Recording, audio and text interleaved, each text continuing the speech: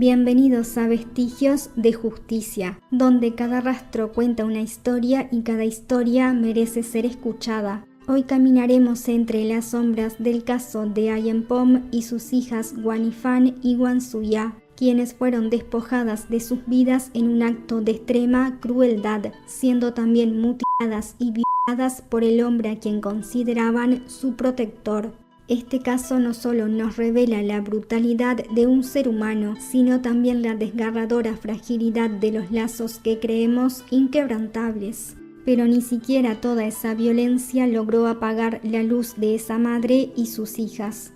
Su amor, su búsqueda incansable de la verdad y su memoria resisten aún hoy, como un susurro que se niega al silencio.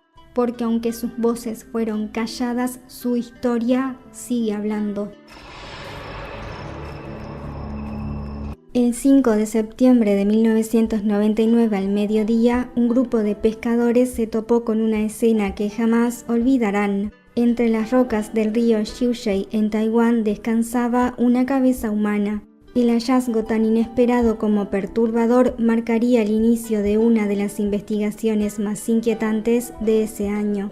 La cabeza presentaba varias heridas profundas hechas con un cuchillo. La lengua sobresalía levemente de la boca y, según relataron los pescadores, los párpados se movían junto con el vaivén del agua, como si los ojos se resistieran a cerrarse. Como si incluso en la muerte algo dentro de ella se negara a descansar en paz. Más tarde la policía descubrió una pelvis, la palma izquierda, el pie izquierdo y la columna vertebral.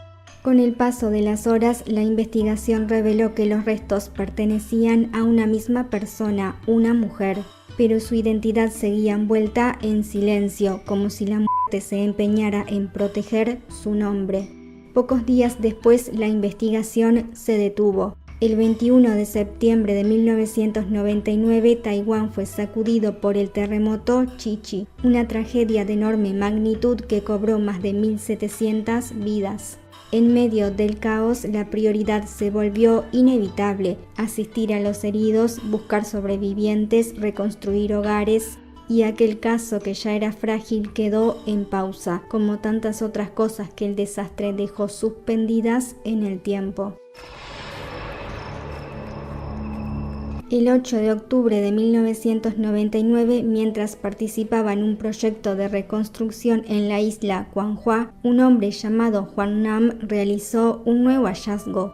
Una mano solitaria flotaba en el agua, como si buscara aferrarse a algo o a alguien. Al principio creyó que se trataba de un maniquí arrastrado por la corriente desde algún lugar cercano, pero bastó un solo contacto para darse cuenta que no lo era, pues el peso, la textura y todo indicaban lo contrario. Inmediatamente el miedo lo paralizó y no pudo animarse a sacarla del agua. Pero encendió un incienso como un pequeño homenaje o como un gesto silencioso al ser que yacía allí. Con voz suave, casi como una promesa, murmuró: «No debes irte, iré a buscar a la policía para que te ayuden». A los 40 minutos regresó acompañado de varios oficiales, notando algo completamente desconcertante. La mano, que parecía haber permanecido inmóvil, no solo seguía en el mismo lugar, sino que parecía acercarse cada vez más al incienso,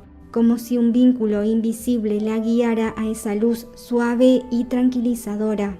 En los días venideros fueron apareciendo más partes de cuerpos, entre ellas 2 cabezas que por su apariencia parecían ser de mujeres. La similitud entre ellas era innegable, lo que hizo que la policía comenzara a tejer la teoría de que eran 2 hermanas, siendo más tarde confirmada por las pruebas de ADN. Acertadamente consideraron que el caso podría estar relacionado con el primero que mencionábamos, ya que las cabezas presentaban condiciones y daños similares. Posteriormente se confirmó que los restos hallados en el río Xiushui pertenecían a Ayenpom, una mujer de 41 años que trabajaba en un hotel, y los encontrados en la isla Quanhua a sus 2 hijas, Wanifan de 23 años y Wansuya de 21 años. Durante ese tiempo, Nam visitaba la isla para encender inciensos en honor a las 3 víctimas. Lo hacía con respeto, como quien intenta calmar almas que aún no encuentran el descanso. Pero en esas visitas comenzó a experimentar sucesos difíciles de explicar, presencias, sonidos o sensaciones que escapaban de toda lógica, como si algo en ese lugar aún permaneciera suspendido entre este mundo y el otro. Además, Nam, quien nunca había tenido suerte en su vida, comenzó a ganar en los casinos, y no solo una vez, sino que repetidas veces hasta reunir una pequeña fortuna. Sus amigos solían preguntarle con tono entre curioso y nervioso: ¿quiénes son esas 2 mujeres hermosas que siempre están detrás de ti? Ganas cada vez que parecen decirte que apostar. Él, creyendo que era una broma, solo sonreía, ya que no veía ni escuchaba a nadie, pero algo invisible parecía estar guiando cada uno de sus pasos. Fue también en el casino donde conoció a la mujer que más tarde se convertiría en su esposa. Ella, en una confesión íntima, le contó que se atrevió a hablarle porque una chica de voz suave le susurró al oído que él era el indicado. Desde entonces siente que su vida comenzó a tomar un rumbo distinto. Tanto en el trabajo como en el hogar o en el amor, todo parecía fluir con una nueva armonía. No duda en decir que cree firmemente que Wang Yifan y Wang Zuya lo están cuidando, como si 2 almas serenas y agradecidas lo hubieran elegido para ser testigo de su paso y para acompañarlo en silencio desde el otro lado del río. Con las identidades de las víctimas confirmadas, la atención de la policía se centró en descubrir quién había sido capaz de tanta crueldad. Pronto supieron que Ian Pom convivía con su pareja Gu Yong, de 42 años, quien pasó a ocupar el primer lugar en la lista de sospechosos. Él ya había reportado la desaparición de la mujer, pero cuando le pidieron identificar los cuerpos de las chicas, aseguró con firmeza que no se trataba de ellas. La policía comenzó a descubrir contradicciones en su relato. Aseguró que madre e hijas se encontraban en Hong Kong, pero no existía ningún registro que lo respaldara. También reveló que Ian Pom habría llamado a su madre en una fecha en la que ya no se encontraba con vida. Eventualmente confesó lo que había hecho, pero lo que más llamaba la atención era su enojo, no por remordimiento, sino porque según él no había logrado ejecutar un trabajo perfecto. Al registrar su vivienda, la policía encontró un calendario. Las fechas 23 de agosto, 4, 5 y 16 de septiembre estaban marcadas con rojo. Se cree que esos días señalaban los momentos en los que habría llevado a cabo los crímenes y abandonado los cuerpos.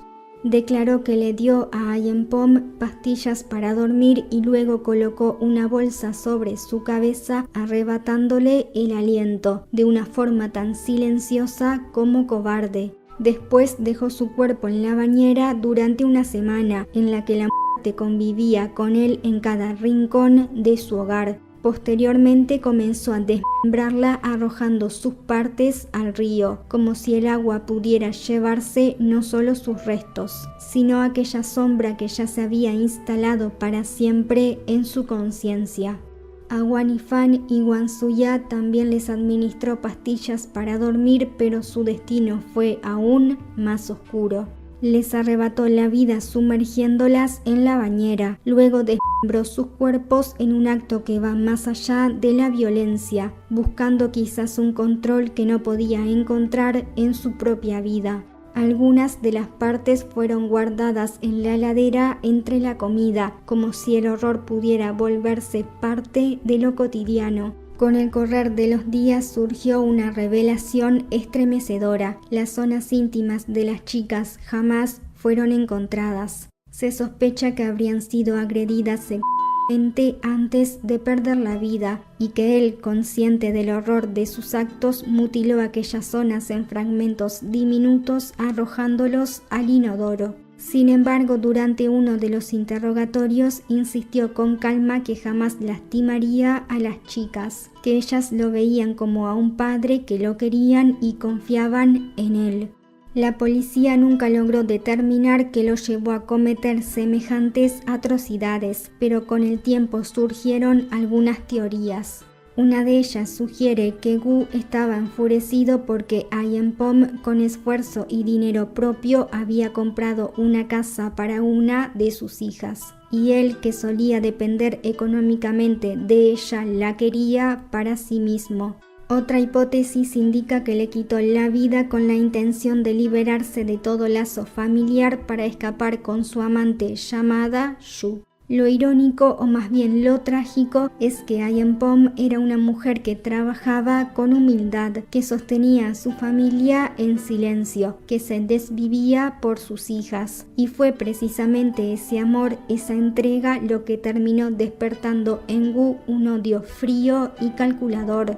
Él no solo rompió su cuerpo, sino que quiso borrar su legado, su voluntad y su amor por sus hijas. Las chicas no vivían con ellos y se cree que, impulsadas por el cariño a su madre, nunca dejaron de preguntar por ella, de buscar respuestas y de intentar entender lo que había pasado. Pero fue esa búsqueda constante, llena de ternura, de lealtad, de verdad, lo que terminó incomodando a quien tenía algo que ocultar, y ante el miedo de ser descubierto eligió callarlas de la forma más cruel. No entendió que el amor no se puede enterrar ni la verdad mutilar, porque ellas ya no están, pero su pregunta sigue viva. ¿Dónde está mamá? Y esa pregunta, con el tiempo, con el dolor, con la memoria, fue la que finalmente lo desenmascaró.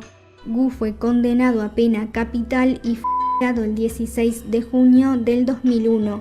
Su castigo fue definitivo, pero no suficiente, porque aunque intentó borrar todo rastro, aunque mutiló, dispersó y escondió los cuerpos como si pudiese silenciar la verdad, hubo algo que no pudo eliminar: el amor de una madre por sus hijas, la lealtad de dos hermanas que nunca se rindieron, el eco de sus nombres flotando en el agua y los vestigios invisibles de cada una de sus decisiones. La brutalidad con la que actuó lo condenó, pero fueron los vínculos que no supo comprender, el afecto, la familia, la verdad, los que lo expusieron. Porque incluso cuando todo parece perdido, hay cosas que ni el horror más atroz puede hacer desaparecer.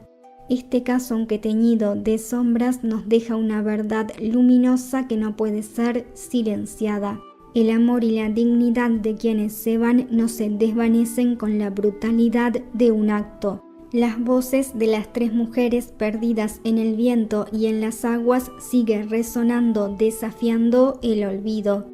Ayenpom, Wanifan y Wansuya no solo son víctimas de una tragedia, sino un símbolo de una resistencia silenciosa. Ellas preguntaron, buscaron y clamaron por la verdad que les fue arrebatada. Nada puede borrar lo que representaban: un amor profundo e inquebrantable, una vida llena de sueños y un futuro truncado por manos que temieron ser descubiertas. Pero ni la violencia ni el olvido pueden extinguir la memoria de lo que fueron, ni el cariño que compartieron, ni la fuerza que emanaba de su unión. En cada rincón del alma que las recuerda, viven, persisten, como una promesa de que la verdad siempre prevalecerá por más que intente ser enterrada. Su luz, aunque ahora lejana, sigue guiando la memoria, desafiando al tiempo. No hay sombra tan oscura que pueda silenciar su ser, y en cada corazón que no olvida, ellas viven, eternas e invencibles. Bajo la mirada eterna de la luna, ninguna verdad se oculta para siempre. Gracias por acompañarme en esta historia y espero verte en la próxima.